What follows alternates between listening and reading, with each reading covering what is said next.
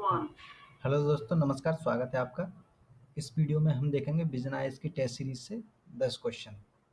और ये हमारी 39वीं सीरीज है, और जिसमें आपको 38 जो वीडियो हैं वो आपकी स्क्रीन पर एंड में आ जाएंगे। देख लीजिएगा उन्हें, बहुत ही आपके लिए उपयोगी होंगे वो।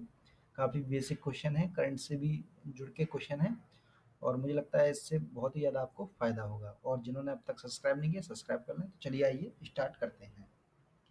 देखिए, पहला क्वेश्चन है आपका, निम्नलिखित योजनाओं में से किन्हें लघु बचत योजना के रूप में वर्गीकृत किया जाता है?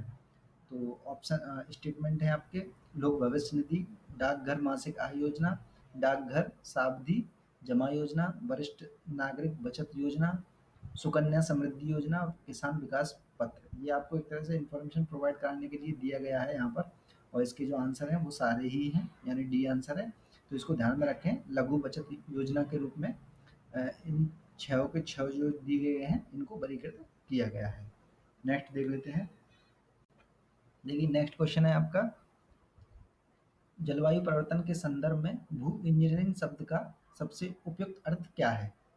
तो इसका जो आंसर डायरेक्ट बता देता हूँ मैं, वायु में ऊष्मा परावर्ती कणों को अधिक करना, ये होता है भू इंजीनियरिंग शब्द का अर्थ। यानी भू इंजीनियरिंग में क्या होगा, वायु में ऊष्मा परावर्तित कणों का अधिक होना जो हो जाता है भू इंजीनियरिंग। यानी वायु में ऐसे कणों की ज़्यादा से ज़्यादा उपस्थिति हो जाती है, जिससे ऊष्मा क्या होती है, परावर्तित हो जाती है, यानी वापस चली जाती है, जिससे वातावरण ठंडा रहता है। तो नेक्स्ट देख लेते हैं। नेक्स्ट है आपका, जैव आवर्धन एक ऐसी प्रक्रिया है जो खाद्य श्रृंखलाओं में घटित होती है। जैव आवर्धन, इसको ध्यान में रखें। इससे घटित होने के लिए प्रदूषक के लिए निम्नलिखित में से क्या होना आवश्यक है? दीर्घजीवी, गतिशील, वसाओं में घुलनशील। तो इसका जो आंसर है तीनों ही है, यानी कि दीर्घजीवी होना भी जरूरी है, गतिशील होना भी जरूरी है, वसाओं में घुलनशील होना भी जरूरी है।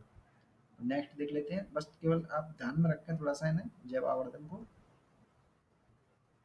निम्नलिखित में से टैगा वनों में झाड़ीदार वनस्पतियों की विरल वृद्धि हेतु योगदान करने वाले कारक कौन से हैं? तो पहला स्टेटमेंट है, सूर्य की सीधी किरणों की अनुपस्थिति और ग्रीष्म ऋतु की लघु अवधि। दूसरा स्टेटमेंट है, अत्यधिक निच्छालित मृदाएं, यानी कमजोर मृदाएं जो जल्दी क्षलित हो जाती हैं। तीसरा स्टेटमेंट है, सदाबहार वनस्पति जिसमें पत्ते कम झड़ते हैं। चौथा स्टेटमेंट है, पत्तियों के कूड़े करकट की उच्च अपघटन दर। कूड़ा कूड़ा करकट है जो जल्दी से जल्दी अपघटित हो जाता है वो। तो इसमें से क्या एक तरह से कारक हैं विरल वृद्धि हेतु योगदान में टैगा वनों में? तो ये हैं आपके 1, 2 और 3, यानी चौथा नहीं है। पत्तियों के कूड़े करकट की उच्च अपघटन दर नहीं होती है, वहाँ पर धीमी दर होती है, बस इतना ध्यान में रखना है। बाकी के तीनों ये आंसर बिल्कुल सही है। नेक्स्ट देख लेते हैं। देखिए, निम्नलिखित परिघटनाओं पर विचार करना है और इनमें से क्या बताना है, किसकी उत्पत्ति ज्वालामुखी विस्फोट के कारण हो सकती है। तो इनमें से किस किस की होती है ज्वालामुखी विस्फोट के कारण? सुनामी की होती है, आपको पता है। अम्ल वर्षा की भी होती है, क्योंकि सल्फर डाइऑक्साइड निकलता है जिससे अम्ल वर्षा। नाइट्रोजन ऑक्साइड और सल्फर डाइऑक्साइड से क्या होता है, अम्ल वर्षा होती है, जो कि ज्वालामुखी से निकलती है। अम्ल वर्षा नहीं, सल्फर डाइऑक्साइड और नाइट्रोजन ऑक्साइड निकलती है इससे, ज्वालामुखी विस्फोट से। जलवायु परिवर्तन तो हो ही जाएगा अपने आप में, क्योंकि जैसे ही ज्वालामुखी फटता है तो ऊपर क्या होता है, अ, गैसें जो हैं वो निकलती हैं, कार्बन डाइऑक्साइड निकलती है, जिससे जलवायु परिवर्तन भी हो जाता है। प्राथमिक जैविक अनुक्रमण भी होता है और द्वितीयक जैविक अनुक्रमण भी होता है। तो इसमें से जो है सारे के सारे सही हैं, इसे थोड़ा सा ध्यान में रखें दोनों टर्म्स को, इनको। नेक्स्ट देख लेते हैं। देखिए, मूल कर्तव्यों के संदर्भ में निम्नलिखित कथनों पर विचार करना है आपको। पहला स्टेटमेंट है, यह केवल नागरिकों पर लागू होता है और विदेशियों पर लागू नहीं होता। तो ये बिल्कुल सही है, मौलिक कर्तव्य जो है विदेशियों पर लागू नहीं है, केवल नागरिकों पर लागू है। दूसरा स्टेटमेंट है, किसी भी मूल कर्तव्य के प्रवर्तन हेतु कोई विधान अधिनियमित नहीं किया गया है। तो ये गलत है, विधान तो अधिनियमित कर दिया गया है। तीसरा स्टेटमेंट है, अन्याय के प्रतिरोध का कर्तव्य मूल कर्तव्य का एक भाग है। तो आपको पता होगा ऐसा कोई नहीं है। अन्याय के प्रतिरोध का कर्तव्य। आपको जो है 11 मौलिक कर्तव्य हैं जो कि 51 अनुच्छेद 51 का के अंतर्गत दिए गए हैं और भाग 4 का के अंतर्गत दिए गए हैं। उनको थोड़ा सा अच्छे से ढंग से देख लेना जरूरी है, और अपने नहीं देखे हैं तो थोड़ा सा मैं आपको वीडियो एंड में प्रोवाइड करा दूंगा, उसको देख लीजिएगा, एंड में स्क्रीन पर आ जाएंगे। तो इसमें से आंसर केवल एक है। नेक्स्ट देख लेते हैं। देखिए, किशोर न्याय बच्चों की देखभाल और संरक्षण अधिनियम 2015 के संदर्भ में निम्नलिखित कथनों पर विचार करना है। पहला स्टेटमेंट दिया गया है, यह देश के प्रत्येक जिले में एक बाल कल्याण समिति की स्थापना का प्रावधान करता है। तो ये स्टेटमेंट बिल्कुल सही है। दूसरा स्टेटमेंट है, यह उच्च न्यायालय को यह निर्धारित करने की शक्ति देता है कि किसी किशोर को वयस्क माना जाए अथवा नहीं। तो ये गलत है बिल्कुल, ये पहले से ही डिसाइडेड होता है, ना कि उच्च न्यायालय को डिसाइड करना पड़ता। तो पहले से ही डिसाइडेड होता है, जैसा कि अभी निर्भया वाले एक केस में क्या किया गया था, 16 साल कर दी गई थी उसकी। तो एक तरह से ये बाद में करी गई थी, न्यायालय द्वारा नहीं करी गई थी। न्यायालय को निर्धारण करने की शक्ति नहीं है, ये संसद को शक्ति है। और तीसरा स्टेटमेंट है, इसमें बच्चों को गोद लेने दत्तक ग्रहण के संबंध में प्रावधान है। तो ये बिल्कुल सही है इस अधिनियम के बारे में, किशोर न्याय अधिनियम 2015 के बारे में। तो लगभग 1-2 साल के अंदर जो करंट आ जाता है, इस वजह से ये क्वेश्चन दे लिया यहाँ पर। 1 और 3 इसका आंसर है। नेक्स्ट देख लेते हैं।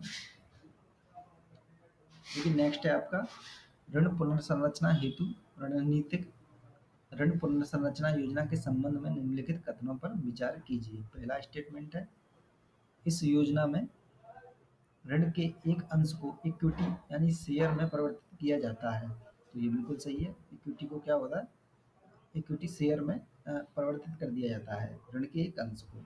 दूसरा स्टेटमेंट है, इस योजना के अंतर्गत पुनर्संरचित ऋणों को गैर निष्पादित परिसंपत्ति यानी एनपीए के रूप में व्यवगत नहीं किया जाता।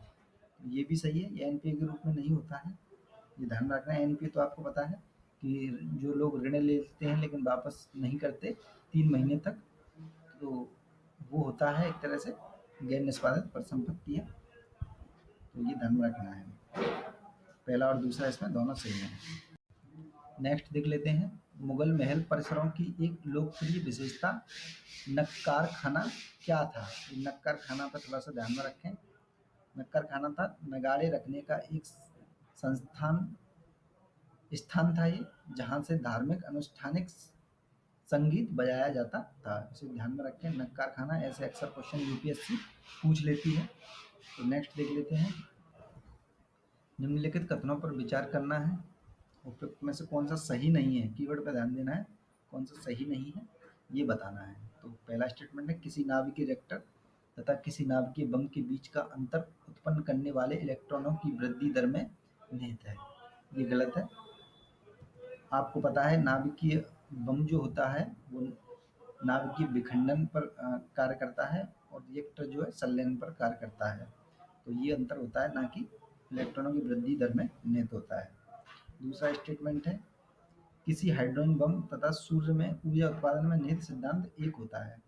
तो आपको मैं बता दूं, नाभिकीय जो हाइड्रोजन बम होता है वो भी आपके नाभिकीय संलयन पर आधारित होता है, और सूर्य की से जो ऊर्जा हमें प्राप्त होती है वो भी नाभिकीय संलयन के आधार पर होती है।